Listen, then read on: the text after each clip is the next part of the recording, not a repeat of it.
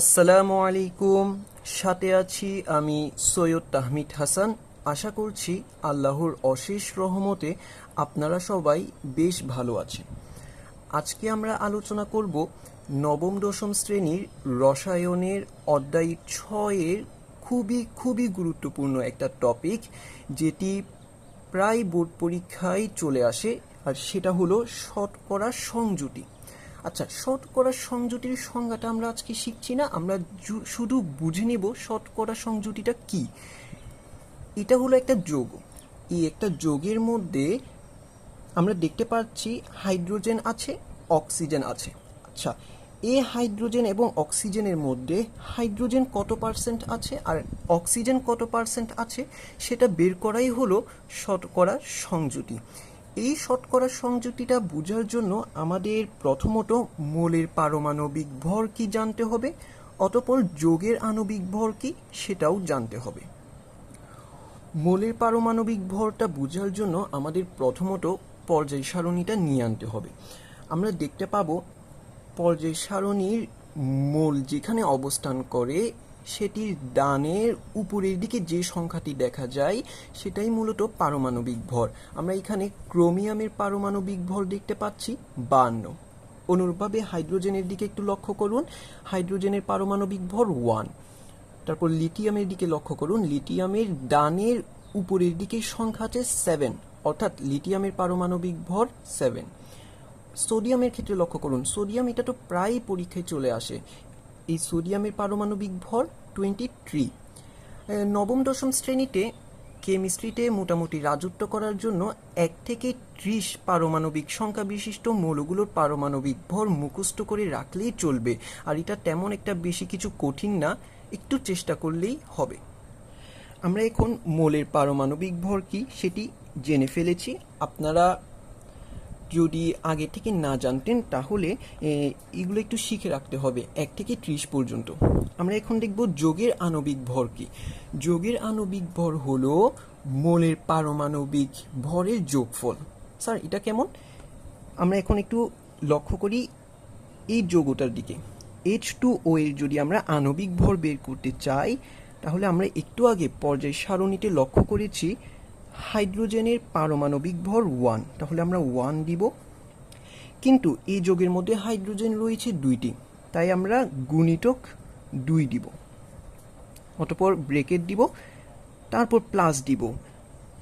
আমরা এখানে লক্ষ্য করছি একটি অক্সিজেন আছে, আর অক্সিজেনের পারমাণবিক ভর আমরা পর্যায় সারণীতে লক্ষ্য করলে দেখতে পাবো 16, তাহলে আমরা 16 যোগ করব। তাহলে আমরা এটা যদি ক্যালকুলেশন করি 2 একে 2, 2 এর সাথে 16 যোগ করলে হয় 18, তাহলে 18। আর ভরের একক আমরা এখানে গ্রাম ব্যবহার করব, অর্থাৎ H2O এর ভর 18 গ্রাম। আমরা এখন শতকরা সংযুতিতে প্রবেশ করতে পারবো। আমরা যে যৌগটা নিয়ে প্রথমত কাজ করব সেটা হলো সোডিয়াম ক্লোরাইড, যেটা বারবার পরীক্ষায় আসে। আচ্ছা, শতকরা সংযুতি বের করার জন্য প্রথমত আমাদেরকে এই যৌগটার আণবিক ভর বের করতে হবে, আর আণবিক ভর বের করা আমরা একটু আগেই শিখে ফেলেছি, তাহলে আমার সাথে সাথে আপনারাও বের করে ফেলুন। NaCl এর আণবিক ভর সমান সমান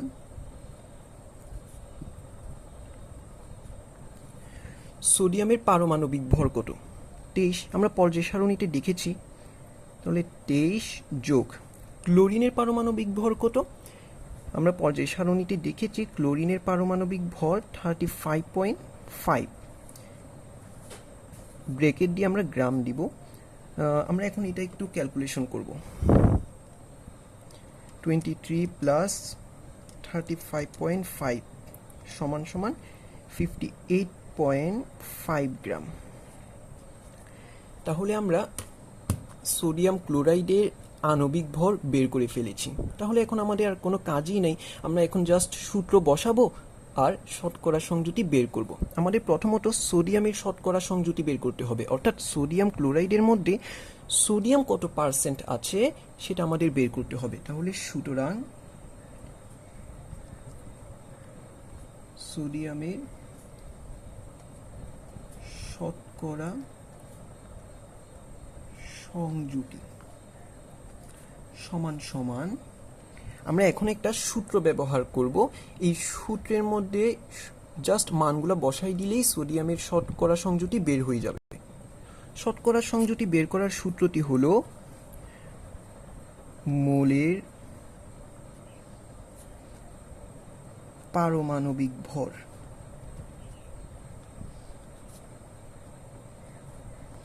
ডিভাইডেড বাই যৌগের আণবিক ভর।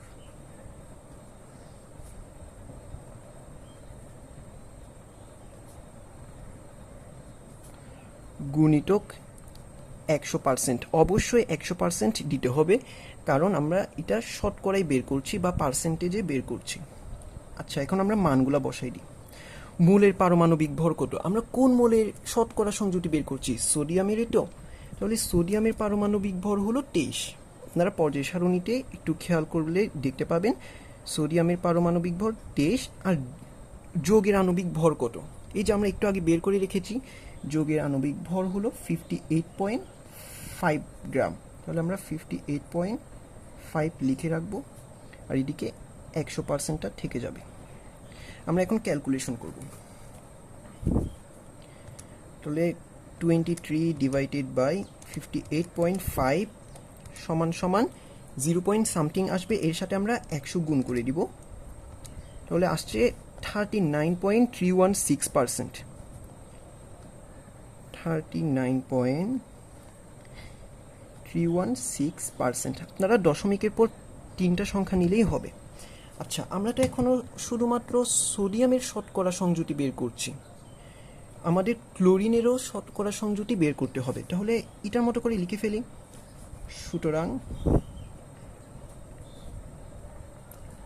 ক্লোরিনের শতকরা সংযুতি সমান সমান সূত্র বসাতে হবে। সূত্রটা কি? এই যে উপরে আমি লিখে রেখেছি, এটা একটু মুখস্থ রাখতে হবে।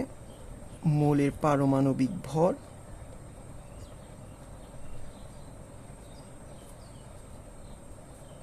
ডিভাইডেড বাই যৌগের আণবিক ভর।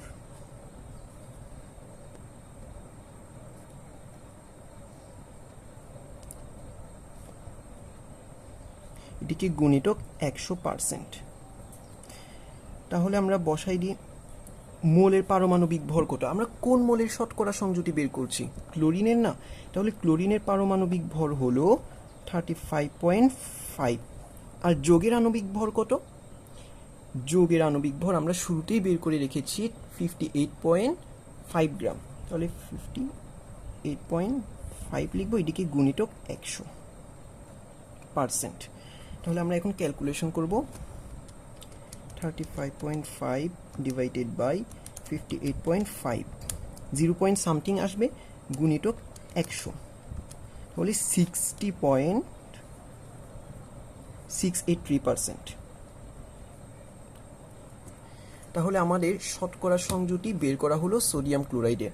আপনারা যদি এখন সোডিয়ামের শতকরা সংযুতি এবং ক্লোরিনের শতকরা সংযুতি যোগ করেন, তাহলে দেখতে পাবেন 100% হবে। আর যদি 100% নাও হয়, তাহলে 99.99 সামথিং আসবেই আসবে। তাহলে আপনারা যদি ভিডিওটা না বুঝেন, তাহলে ভিডিওটা আবার শুরু থেকে দেখে আসেন, তাহলে একদম পানি হয়ে যাবে। আপনাদের একটি বাড়ির কাজ থাকবে, সেটা হলো HCl এর মধ্যে H এর শতকরা সংযুতি এবং ক্লোরিনের শতকরা সংযুতি আপনাদের বের করে দেখাতে হবে। আর বের করার পর আপনারা কমেন্ট বক্সে অ্যান্সারটা জানিয়ে দিবেন।